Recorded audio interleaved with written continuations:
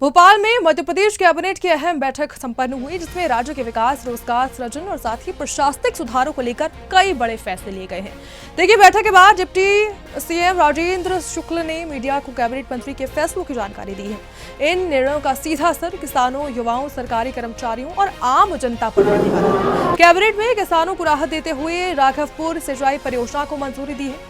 वहीं इस परियोजना के लिए 1782 करोड़ रुपए का बजट स्वीकृत किया गया है। इसके माध्यम से प्रभावित जिला में सिंचाई सुविधाओं का भी विस्तार होगा, जिससे कृषि उत्पादन बढ़ेगा और किसानों की आय में सुधार आने की उम्मीद है। प्रदेश में कनेक्टिविटी को मजबूत करने के उद्देश्य से मुख्यमंत्री सड़क परियोजना के तहत 3810 सड़क कार्यों को मंजूरी दी गई है।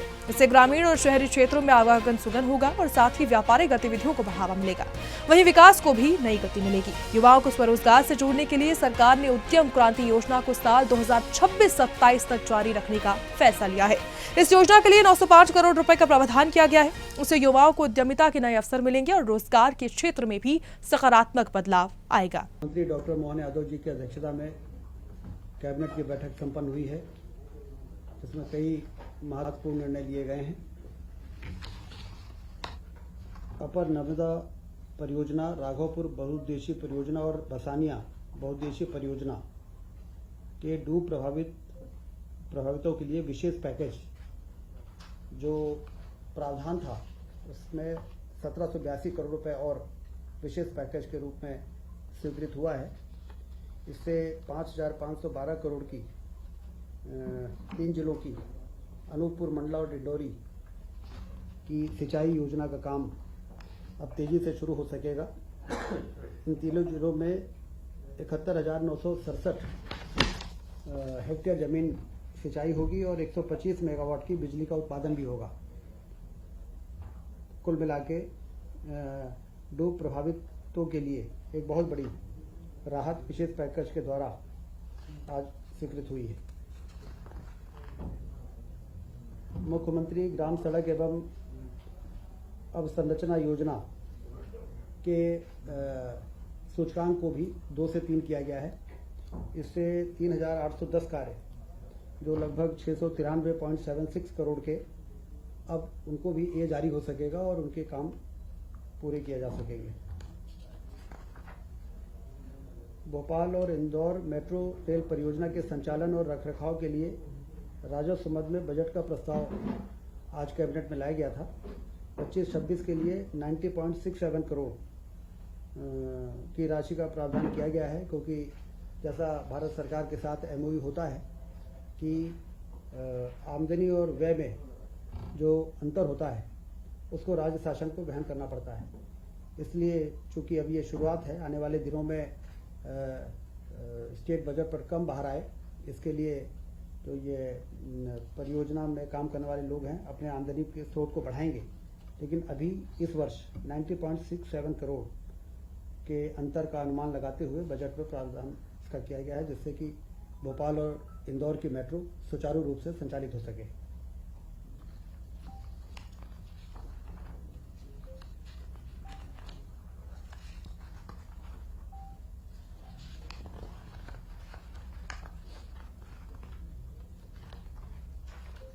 मुख्यमंत्री उद्यम क्रांति योजना 26-27 से लेकर 30-31 तक निरंतर रखने का प्रस्ताव था, जिसको मंजूरी मिली है। उद्यम क्रांति योजना से काफ़ी लाभ मिल रहा है निवेशकों को। इस योजना के अंतर्गत 905.25 करोड़ के व्यय के लिए भी स्वीकृति आज कैबिनेट ने दी है। योजना के तहत प्रदेश के 18 से 45 वर्ष के जो स्थानीय युवा को स्वरोजगार हेतु 50,000 से 50 लाख तक का ऋण बैंक द्वारा स्वीकृत किया जाता है। शासन द्वारा 3% प्रतिवर्ष ब्याज में अनुदान तथा 7 वर्ष तक ऋण गारंटी फीस अनुदान दिया जाता है। इस योजना को आने वाले 5 वर्षों के लिए सैंक्शन किया गया है। वन विज्ञान केंद्र की स्थापना होगी। जैसे कृषि विज्ञान केंद्र होते हैं, उसी प्रकार से वन विज्ञान केंद्र एक नया नवाचार है। ये 25-26 से लेके 29-30 तक राज्य में 6 वन विज्ञान केंद्र की स्थापना होगी। इसमें उसके सेटअप के लिए 48 करोड़ रुपए मंजूर किए गए हैं। वन विज्ञान केंद्र की स्थापना प्रदेश में वन क्षेत्र के बाहर वानिकी विस्तार गतिविधियों को बढ़ाने, वन भूमि की उत्पादकता बढ़ाने, काष्ठ के विदोहन से अतिरिक्त आय के साधन हेतु जागरूकता बढ़ाने, रिसर्च एग्रो फॉरेस्ट्री को कैसे बढ़ाया जा सकता है, अशासकीय संस्था द्वारा भी वन विज्ञान केंद्र की स्थापना वन विभाग के अनुमति से की जा सकेगी। ये प्रस्ताव कैबिनेट में आया है। ये कहाँ कहाँ स्थापित होंगे? अभी ये तय होगा, अभी तय होना है। अभी प्रथम चरण में 6 है, उसके बाद और बढ़ाया जाना है कि नहीं बढ़ाया जाना है, ये फिर कैबिनेट में अलग से आएगा। राज्य शासन में कार्यरत कर्मियों के पदों से संबंधित अस्थायी और स्थायी पद का अंतर समाप्त किया गया है।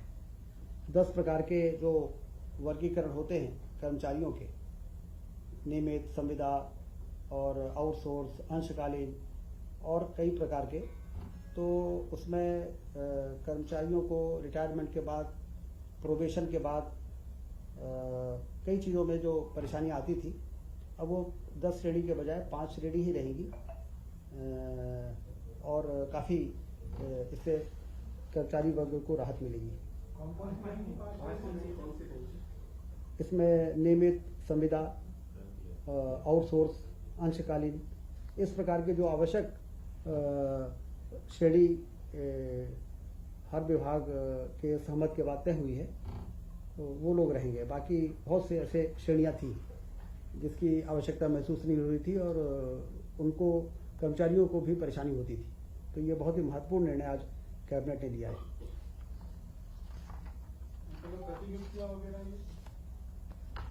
प्रतिनियुक्ति वो इससे संबंधित नहीं है। आज जो ये निर्णय है, ये काफ़ी लंबे समय से आने वाली परेशानियों को ध्यान में रखते हुए ये किया गया है। कुल मिला के कैबिनेट में आज ये एजेंडे थे। जो मुख्यमंत्री जो उद्यम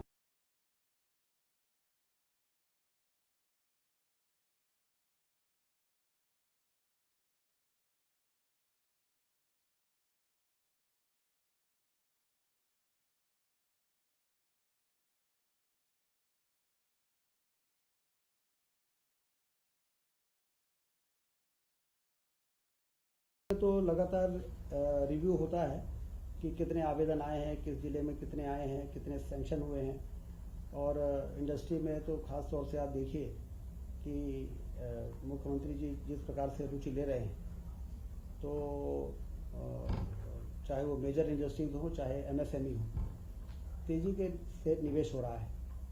और इसका जो अभी तक का परिणाम है, GIS के बाद, GIS में लगभग 30 लाख करोड़ रुपए की निवेश के कंसेंट आए थे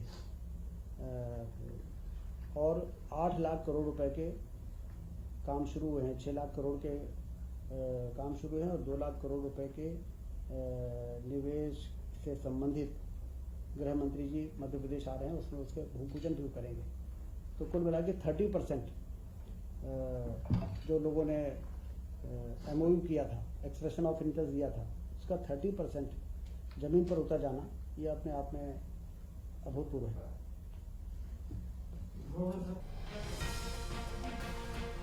तो इसी को लेकर कई अहम महत्वपूर्ण फैसले लिए गए हैं जो लोगों के लिए बेहद अच्छे हैं और लोगों को इससे बेहद फायदा मिलने वाला है। सुदर्शन मध्य प्रदेश आप देख रहे थे। ऐसी तमाम खबरों के लिए देखते रहिए सुदर्शन मध्य प्रदेश। जय हिंद।